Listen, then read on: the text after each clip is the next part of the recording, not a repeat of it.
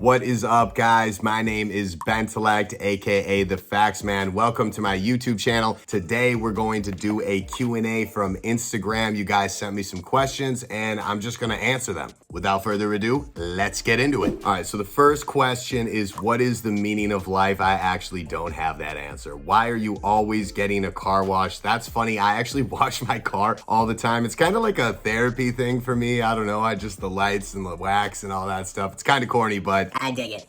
My favorite genre of music, definitely hip hop, but also definitely EDM. I listen to a ton of EDM, like Chainsmokers, Flux Pavilion, Skrillex, all that stuff. Rap wise, I love like Mac Miller, Tory Lanez, Lil Baby, DaBaby, Macklemore, bunch of random rappers. If you can switch professions, what would it be? So I used to be a cook, I used to be a lifeguard, I used to be a insurance salesman, I was a car salesman, I worked for Safe Light for a little while, I was a dishwasher, I was a line cook, I was a kitchen manager. I know I said line cook, but I've just been a line cook at like so many different places. But I guess like if I had my way, I would probably do something in marketing, something with commercials. I love advertising, things like that. I don't have like a specific job that I guess I would like to do. I actually have this idea that would be awesome if there was a guy where any commercial that came out, basically it would have to go through him. And if he didn't like the commercial, he would work directly with the team that made the commercial to make it like better or funny or whatever. Because there's a lot of commercials out there that really suck, like straight up. Who's better, John Cena or SpongeBob? That's easy, John Cena. Are facts facts? Facts are indeed facts.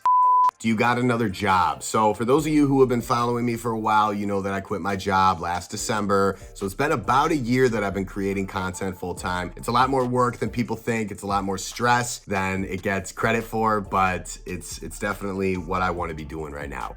How do you deal with hate or criticism? That's a fantastic question. So when I first started on social media, I didn't really know how to deal with hate. I had kind of been preparing for it for a while because for those of you who know, I have a background making content. I've basically been creating content for 5, 6, 7 different years outside of making music.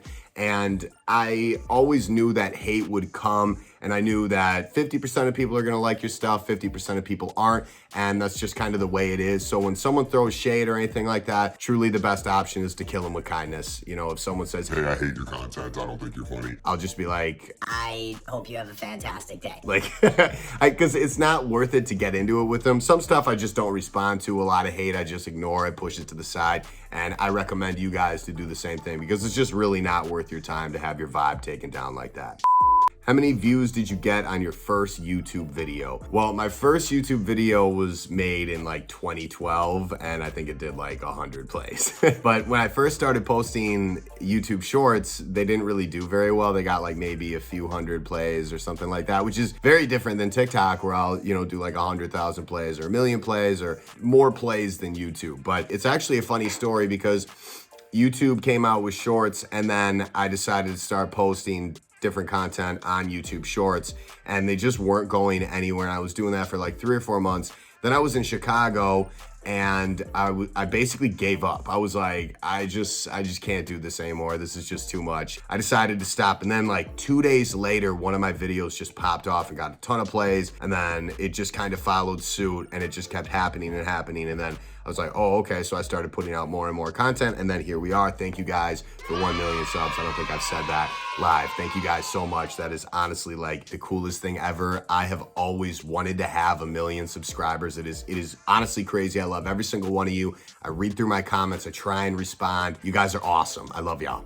How weird did it feel just pointing up and taking a picture? Honestly, what's weird is that for the longest time, I just did tweet reading videos. And then I started finding these threads on different websites like Bored Panda and Reddit and stuff like that. And I pretty much just took it and put it in the same format. So when you see videos that are like things you've never seen before or places you've never been to, those are all like threads that I've pretty much just like gathered from the internet, and they actually started doing really well. The first one that I ever did was emojis that we need. I found this thread on Google, actually, some random website, and it was a list of emojis that I've never seen before, and I was like, oh, I should do a thread video with that. So, I mean, I guess it's kind of weird, but it fit in with the content, and it ended up doing well view-wise, which is always good, so I ended up continuing to do it. You gotta be me.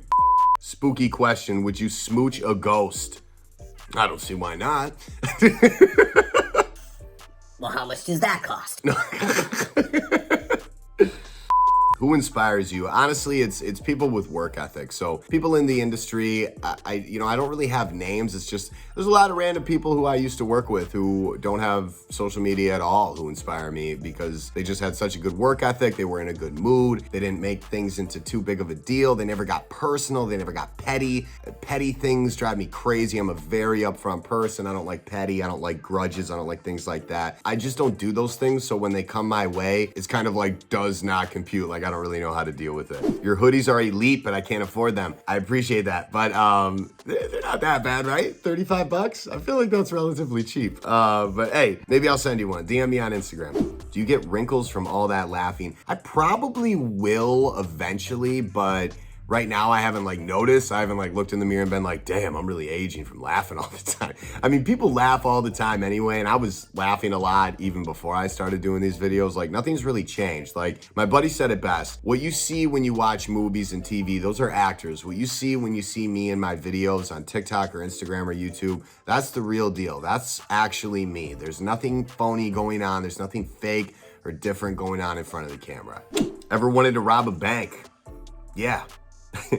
Any celebrity impression that you can do. Any type of Italian gangster mob would be like, boss, listen, look, we got the guy, we're gonna get the guy, no one knows about the guy, okay? All right, look, you give me the money, we give you the piece. Anything that's an Italian type of gangster, type mafia. Fieri, I'm in the kitchen, I'm a magician, I'm on it, I'm like MacGyver, I'm Michael Myers, I kill Carissa, cut the lights off, the shit is frightening, I knew it would end up like this. That's Drake.